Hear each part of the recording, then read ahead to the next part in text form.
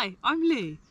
One of the Forest School principles is that we support learners to take appropriate risk. Another one of the principles is that Forest School is learner-centred, play-based, basically. So I thought in this video, let's combine the two and look at risky play.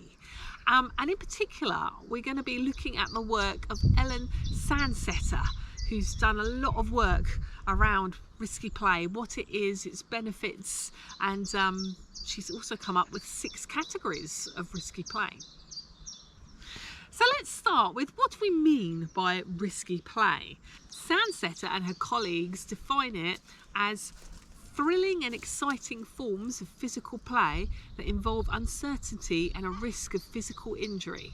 This definition rests on her 6 categories of risky play, which are playing at great heights, high speed, dangerous tools, dangerous elements, rough and tumble play, and getting lost or playing out of sight. They've explained also what they believe the evolutionary importance of risky play is, and according to her work, they believe it's to do with children mastering challenges that were previously scary or they were afraid of when they were younger, and that experiencing those sensations then gives them a sense of mastery over the environment and competence, and ultimately reduces anxiety. So for example, if when they were 2 years old there was a log that they couldn't quite climb up onto and balance on because, you know, it was a bit scary and there were plants or something growing, when they're 4 years old and they can quite easily climb up onto that log and balance along it without having to hold anybody's hands, that's the child mastering a previous fear. So at 2 years old they were afraid, at 4-year-olds they are competent at that. So that's what they believe the evolutionary importance of risky play is. It's exploring and mastering the world around us. Now, initially their work was based purely on sort of the physical risks. And of course at Forest School we know that there is more than just physical risks. There are social risks and spiritual risks and emotional risks. But I do believe that Sandseter and her colleagues have sort of taken their theory and their work more into those areas as well, looking broader than just physical risk. So to me, looking at this work and understanding that the evolutionary cause of it is to sort of overcome previous anxiety, it makes me wonder whether we live in a risk-adverse world, and a world where play is perhaps becoming restricted. And I wonder, you know, we're also living in a world where there's a mental health crisis and catastrophe, where very young children are getting diagnosed with things like anxiety disorders. And to me, maybe, you know, there's a link. Maybe a lack of risky play is preventing, you know, that, take that 4-year-old, if that 4-year-old still isn't allowed to balance on that log that they were scared of balancing on when they were 2, and they're not allowed to because of a risk-adverse culture that they're living in, they'll never conquer that fear, and they'll live in anxiety because they've not given the opportunity to kind of become a master of their environment. So, you know, let me know what you think in the comments below, because that's where I am. You know, some healthy, risky play in nature, I think, would solve an awful lot of the modern day ills. The good news, of course, is at Forest School, we're very well placed to provide all 6 of those risky play types, so we can help perhaps address these crises of the modern age and of modern childhood. So let's just unpick these 6 categories of risky play in a little bit more depth and look at about what's going on and what can we do at Forest School. So the first one is playing at great heights. So luckily in a woodland we've got trees, lovely trees. So there's opportunity to explore the world vertically, to climb up high. Perhaps we can also facilitate rope structure building as well, you know, rope swings and balancing on rope bridges, even balancing on logs and traversing. You're getting up off the ground, making sure like the risk is appropriate for the age group and for the needs of the children, of course. But there's lots of opportunities for getting up high, and of course these opportunities increase like physical strength and coordination and stamina, by climbing and balancing. It's also kind of problem solving as you're working out, where to put your hands, where to put your feet, and a change of perspective as well. When you're up off the ground and you're standing, on a big log or up a tree, you get a different kind of perspective of the world. You might see different things, new opportunities might arise to you. So being up high, and particularly for little children, being up high, they love a hill, don't they? Little early years children, what do they want to play with? A big hill. If you've got a hill, they'll be up it and sliding down it. They're exploring with height, because if you're always the littlest, looking down on somebody else is pretty cool, isn't it? Speed, high speeds, playing with high speeds.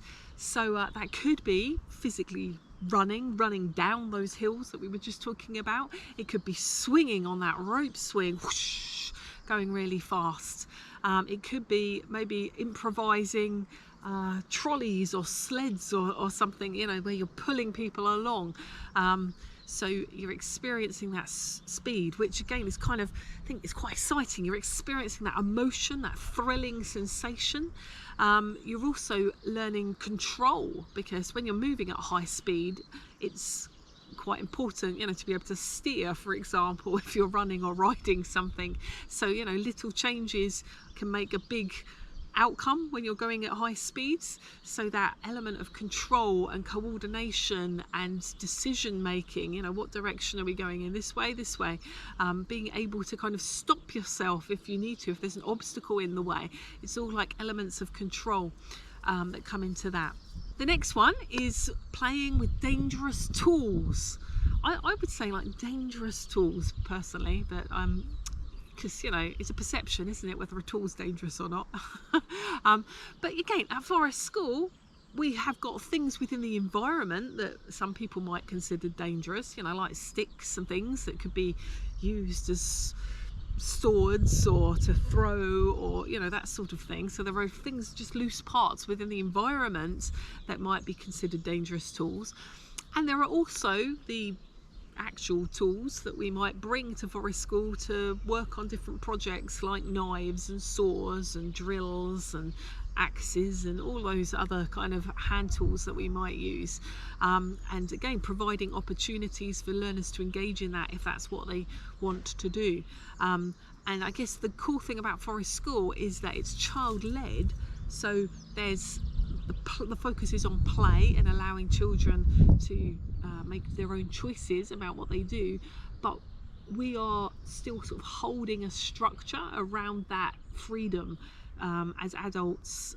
So we are keeping an eye on appropriate safety, and so for example with tools, how are tools maintained and checked that they're safe to use, how are they stored, techniques that are safe to use a knife, or body positions to use. So we're kind of still holding those like key safety elements, but still allowing the freedom for the children to use those tools and experiment with them.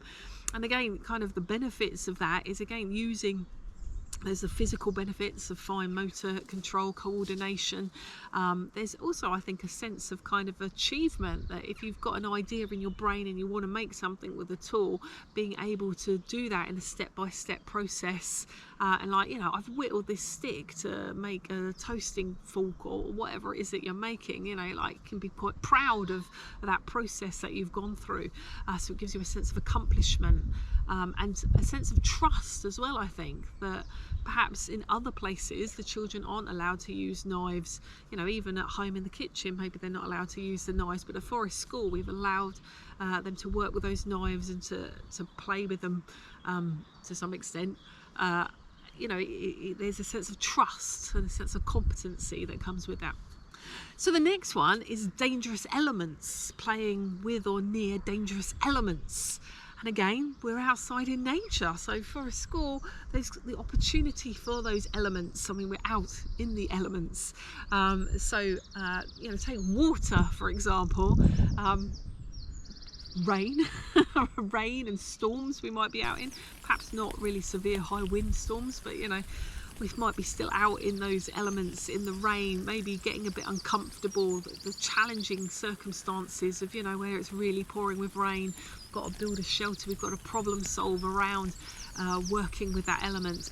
Fire, of course, being an element, and you know, that fire for cooking, for staying warm, for making things on that fire. So being able to build with a fire, experiment to some extent with that fire, use that fire. Of course, some forest school sites might actually have running water as well through the site, talking about water earlier. They might have streams or rivers or ponds as well that you can explore. Maybe you go paddling in the stream, maybe you're pond dipping in the pond, maybe you built little rafts or things, maybe you've built a little rope bridge to cross the stream. There are all sorts of things, and I think children are naturally drawn to the elements, particularly, you know, water. You know, that's why in early year settings you have sand and water trays, right? They're natural elements that children are naturally drawn to.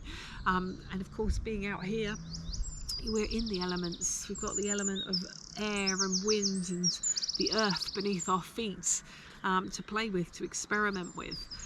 So again, you've got that those opportunities of contact with real life loose parts, if you want to call them loose parts, which are very flexible, adaptable. They can be used in play in all sorts of different ways. Again, there's that understanding of that there's a risk there. You know, there is a risk with water, there is a risk with fire, but if we use it in an appropriate way, then we learn that it's okay. So it's about getting that appropriate level of risk. You know, maybe occasionally, you know, you get too close to the fire, you feel that hotness on your hands as you're toasting your marshmallow or your damper bread or whatever, and you know, oh yeah, you're understanding, you're getting feedback from the real world about these elements and about what they can do. It's not like watching the wildfires on the TV news that's really terrible and you're seeing it through a screen. You're experiencing it firsthand. You really, if you've burnt yourself on a campfire when you're cooking, you understand the devastation that a wildfire could do when you do see it on the news. So it's building that world understanding, I think, working with those elements. Then the next one is rough and tumble play, which again is an interesting one, which particularly as practitioners working, you know, in educational establishments, rough and tumble play can be the sort of play that people want to kind of stop, because, you know, when kids are wrestling, you know, you don't want them to hurt each other. But of course, when they're playing with their friends, they don't want to hurt each other. They're experiencing that connection and that social development. In fact, rough and tumble play in particular is crucial for social development, and kids that aren't able to rough and tumble play for whatever reason often don't understand like the play cues. They don't understand the social, like the unspoken social dynamics that come through playing with your friends, because rough and tumble play is where you learn when you overstep the mark. You know, if you're wrestling and someone goes, oh, that really hurt, you're like, oh, sorry, I didn't really mean to hurt you. You've suddenly learnt where the line is, and you've, you know, crossed it, because you're getting feedback from your friends as you're rough and tumble playing. So yeah, rough and tumble play is crucial for social development, and then yeah, understanding that self-regulation of being able to, you know, to wrestle but regulate how hard and, you know, how you do that. That's how we learn, is through that. And again, forest school can be a great place for that sort of play, because we've got space. You know, rough and tumble play can be difficult to do in the confines of four walls, because, you know, when there's tables and chairs and things to crash into. But, you know, out here, there's space to do that. Usually in a woodland, the ground is quite soft as well if you're rolling about on the ground. And forest school being a like non-judgmental community where people can choose what they interact with, there's like the the choice, so children can opt in or opt out if they're, play fighting. I've mentioned sticks earlier. Even play fighting with sticks is kind of that element of rough and tumble play. And of course there are games, of course, as well that are involved our bodies, like animal mimes and stuff like that, where you get into moving your body in a different way, like imitation type games, which can be quite fun and can often end up with a bit of rough and tumble because you're being panthers prowling through the forest or whatever. That's something that definitely happens at forest school too. And then finally, we've got like being alone or playing out of sight or getting lost kind of type experiences, which at forest school there is opportunity. I know some practitioners begin, no, we don't really want to lose the children, but there are opportunities for solitude or for just having moments on our own at forest school, because the nature of a woodland or a natural space, there are bushes, there are plants, there are nooks and crannies for children to be in without necessarily always being seen by an adult, and so it gives them some space and time to have moments as on their own in solitude. There of course might also be games that we facilitate around, like navigation or finding your way, tracking and trailing and things like that, or the stalking games, which are always quite fun and popular. All those sorts of games again give people the opportunity maybe to have moments on their own if they're the ones hiding, but also to kind of develop that problem solving of following trails and tracking people as well. And I believe like having moments on your own in nature is incredibly important for connection, for nature connection, because sometimes the noise, the static of the human world can be so present in your mind that you need to sort of be on your own for a little moment to actually drop that and to tune in to, well, what are the birds saying today?